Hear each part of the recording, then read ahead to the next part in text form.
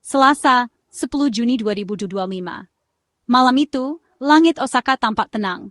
Namun di dalam stadion sepak bola Suita City, suasana justru penuh ketegangan dan harapan. Ribuan pasang mata menanti laga yang akan menentukan nasib Garuda di kualifikasi Piala Dunia Asia. Ada optimisme hati-hati di kalangan penggemar sepak bola Indonesia. Mereka tahu lawan kali ini bukan sembarangan, tapi semangat dan rasa bangga tetap membara. Banyak yang datang jauh-jauh dari tanah air, membawa harapan dan doa untuk tim kesayangan. Skuad Garuda menghadapi Samurai Biru Jepang di laga terakhir kualifikasi Piala Dunia Asia.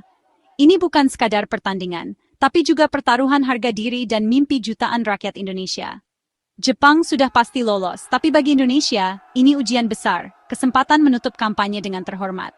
Semua berharap Garuda bisa memberi perlawanan sengit, meski di atas kertas, Jepang jauh lebih diunggulkan. Namun, harapan itu pupus. Selama 90 menit, Indonesia benar-benar tak berdaya. Setiap serangan Jepang terasa seperti badai yang sulit dihentikan. Garuda kesulitan keluar dari tekanan, dan peluang pun nyaris tak tercipta. Peluit akhir berbunyi, Jepang 6, Indonesia 0. Kekalahan telak yang sulit diterima, apalagi dengan skor sebesar itu di laga penentuan. Kekalahan telak yang membungkam pemain, pelatih, dan jutaan pendukung. Tak ada kata-kata yang bisa menggambarkan kekecewaan malam itu. Semua terdiam, mencoba menerima kenyataan pahit. Skor ini jadi pengingat pahit, jarak Indonesia dengan tim elit Asia masih sangat jauh. Banyak pekerjaan rumah yang menanti, dari pembinaan pemain muda hingga strategi di level tertinggi. Kekalahan ini memicu percakapan nasional, bukan hanya soal taktik, tapi juga soal simbol dan harapan. Banyak yang bertanya, apa yang salah? Bagaimana masa depan sepak bola Indonesia? Beberapa hari sebelumnya, tim menerima hadiah mewah usai menang lawan Tiongkok, jam tangan Rolex dari Presiden. Hadiah yang awalnya jadi simbol kebanggaan, kini berubah makna. Kini, hadiah itu berubah jadi bahan lelukon dan kritik, menambah pahitnya malam di Osaka. Kekalahan ini bukan sekadar skor, tapi juga cermin tantangan besar yang harus dihadapi sepak bola Indonesia ke depan. 5 hari sebelum laga penting di Osaka, suasana di kubu tim nasional Indonesia benar-benar penuh euforia dan harapan. Para pemain, pelatih, dan ofisial merasakan gelombang optimisme yang jarang terlihat sebelumnya. Kemenangan dramatis baru saja mereka raih, dan seluruh negeri menaruh harapan besar pada langkah mereka berikutnya. Kemenangan 1-0 atas Tiongkok dirayakan sebagai bukti nyata kemajuan pesat di bawah asuhan pelatih Patrick Kluivert.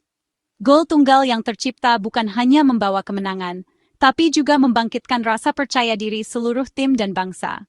Untuk mengapresiasi pencapaian ini, Presiden Prabowo mengundang seluruh tim nasional ke sebuah jamuan makan siang istimewa di istana. Dalam suasana penuh kehangatan, Presiden secara pribadi menyerahkan hadiah mewah, jam tangan Rolex, kepada para pemain dan ofisial sebagai bentuk penghargaan atas kerja keras dan dedikasi mereka. Setiap jam tangan bernilai sekitar 250 juta rupiah, sebuah hadiah eksklusif yang diberikan langsung dari kantong pribadi Presiden, bukan dari anggaran negara. Hadiah ini menjadi simbol kepercayaan dan harapan besar yang diberikan kepada para pemain. Gestur ini awalnya menuai pujian luas, dianggap sebagai bentuk dukungan moral dan motivasi luar biasa dari pemimpin negara. Para pemain merasa dihargai, dan suasana tim semakin solid menjelang laga berat melawan Jepang. Para pemain tampak bangga dan percaya diri, mengenakan jam tangan baru mereka dengan penuh harapan. Hadiah ini diharapkan menjadi penyemangat tambahan, membakar semangat juang mereka untuk menghadapi tantangan besar di depan mata. Namun, tak ada yang menduga bahwa dalam hitungan hari, simbol apresiasi ini akan berubah menjadi pusat perhatian dan kritik nasional. Media sosial mulai ramai membahas hadiah mewah tersebut, memunculkan berbagai opini dan perdebatan di masyarakat. Setelah kekalahan telak dari Jepang, jam tangan mewah itu justru menjadi bahan sindiran dan meme di seluruh negeri. Apa yang awalnya dimaksudkan sebagai motivasi, kini berubah menjadi simbol kontroversi dan perdebatan publik yang tak terduga. Sejak peluit pertama dibunyikan di Osaka, atmosfer stadion sudah terasa berat sebelah. Jepang langsung mengambil inisiatif, menekan Indonesia dari segala lini. Para pemain Garuda tampak kesulitan keluar dari tekanan, bahkan untuk sekadar menguasai bola di area sendiri. Statistik berbicara lantang, penguasaan bola Jepang mencapai 71%. dengan 21 tembakan dan 12 di antaranya mengarah tepat ke gawang. Sementara Indonesia hanya bisa bertahan dan berusaha memutus serangan demi serangan yang datang tiada henti. Tim Garuda bahkan tak mampu mencatat satu pun tembakan tepat sasaran sepanjang pertandingan. Setiap upaya serangan selalu kandas sebelum masuk ke area berbahaya lawan. Gol-gol Jepang datang bertubi-tubi, seolah tanpa perlawanan berarti. Nama-nama seperti Kamada, Kubo, Morishita, Machino, dan Hosoya silih berganti mencatatkan namanya di papan skor. 6 gol tanpa balas, sebuah dominasi total di atas lapangan. Skor akhir 6-0 bukan hanya angka, tapi juga menyamai kekalahan terbesar Indonesia dari Jepang yang pernah terjadi pada tahun 1976. Sejarah seolah terulang, namun kali ini terasa lebih menyakitkan karena harapan sempat membumbung tinggi. Statistik akhir memperlihatkan betapa Indonesia kalah di semua aspek, teknik, taktik, hingga fisik. Setiap duel, setiap perebutan bola, hampir selalu dimenangkan oleh pemain Jepang. Laga ini menjadi tolok ukur keras, memperlihatkan betapa jauhnya jarak yang harus ditempuh Indonesia untuk bisa bersaing di level tertinggi Asia. Para pemain meninggalkan lapangan dengan kepala tertunduk, sementara para supporter hanya bisa terdiam menyaksikan kenyataan pahit. Kekalahan ini bukan sekadar soal skor besar, tapi juga cermin realitas sepak bola Indonesia saat ini.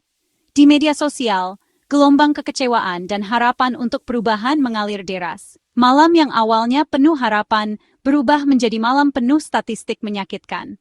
Setiap angka di papan skor adalah pengingat bahwa masih banyak pekerjaan rumah yang harus diselesaikan. Ini adalah pelajaran pahit yang tak bisa diabaikan. Kekalahan ini harus menjadi bahan evaluasi mendalam, agar suatu saat nanti Garuda bisa terbang lebih tinggi dan tak lagi hanya menjadi korban statistik di panggung Asia. Banyak faktor di balik kekalahan telak ini. Indonesia gagal menghadapi pressing tinggi dan transisi cepat Jepang. Struktur pertahanan rapuh, koordinasi antar pemain kacau, dan lini tengah sering kehilangan bola. Cedera Kevin Dix memperparah situasi, sementara pergantian pemain tak banyak membantu. Tim kehilangan ketenangan, disiplin, dan rencana taktik buyar di bawah tekanan lawan. Laga ini menyoroti kekurangan teknik, pengalaman, dan mental bertanding di level tertinggi Asia. Usai peluit akhir, kekecewaan fans Indonesia langsung meledak di media sosial. Fokus perbincangan beralih dari performa tim ke hadiah jam tangan mewah yang baru saja diterima. Kata Rolex jadi trending bukan sebagai simbol prestis, tapi bahan lelukon pahit. Netizen mempertanyakan timing dan relevansi hadiah mewah sebelum laga terberat. Meme dan sindiran bermunculan, menyoroti kontras antara hadiah mahal dan performa buruk. Rolex kini jadi metafora disconnect antara reward dan hasil, antara harapan dan realita. Netizen Indonesia menanggapi kekalahan dengan humor dan kreativitas. Meme Rolex dibalikin J-Pak viral, jadi slogan tuntutan akuntabilitas dengan nada satir. Ada juga lelukon soal Rolex diganti Seiko 5 buatan Jepang, menyindir kekalahan setengah lusin. Humor absurd bermunculan, dari efek jam berat bikin lari miring, hingga teori konspirasi jam disabotas. Gelombang candaan ini jadi cara fans mengolah kekecewaan dan menertawakan situasi. Di balik tawa, ada rasa frustrasi dan harapan akan perubahan nyata. Sementara Indonesia larut dalam kekecewaan, Jepang menunjukkan profesionalisme tanpa kompromi. Bagi Samurai Biru, kemenangan 6-0 hanyalah rutinitas, hasil dari budaya kerja keras dan standar tinggi. Pelatih Hajime Moriyasu menekankan pentingnya mentalitas tanpa puas diri, bahkan saat target sudah tercapai. Media Jepang fokus pada evaluasi pemain, bukan euforia kemenangan besar. Kontras ini jadi pelajaran penting tim hebat dibangun lewat proses panjang, bukan instan. Jepang membuktikan kesuksesan lahir dari investasi jangka panjang dan budaya profesional di semua level. Suasana ruang ganti Indonesia di Osaka penuh keheningan dan kekecewaan. Para pemain dan pelatih harus menghadapi kenyataan pahit, kekalahan telak dan ekspektasi yang runtuh. Bagi Patrick Kluivert, ini momen refleksi besar taktik, seleksi, dan strategi harus dievaluasi total. Meski peluang lolos masih ada lewat playoff, performa lawan Jepang menimbulkan keraguan besar. Tugas utama kini membangun ulang kepercayaan diri dan memperbaiki fondasi tim. Kontroversi Rolex memicu diskusi serius soal prioritas dan pembangunan berkelanjutan. Harapannya, kekalahan ini jadi pemicu perubahan, bukan sekadar episode memalukan. Kekalahan 6-0 dari Jepang jadi lebih dari sekadar hasil pertandingan. Ia jadi momen refleksi nasional. Kisah Rolex dan kekalahan telak memicu gelombang kritik, humor, dan tuntutan perubahan. Pelajaran utamanya, prestasi tak bisa dibeli dengan hadiah mewah, tapi dibangun lewat kerja keras dan visi jangka panjang. Fokus ke depan harus pada pengembangan pemain muda, pelatih, dan liga profesional yang kompetitif. Mimpi tampil di Piala Dunia tetap hidup, tapi jalan menuju sana penuh tantangan nyata. Episode ini harus jadi katalis perubahan, memaksa semua pihak menata ulang prioritas dan strategi. Dalam sepak bola, seperti dalam hidup, tak ada jalan pintas menuju kesuksesan abadi.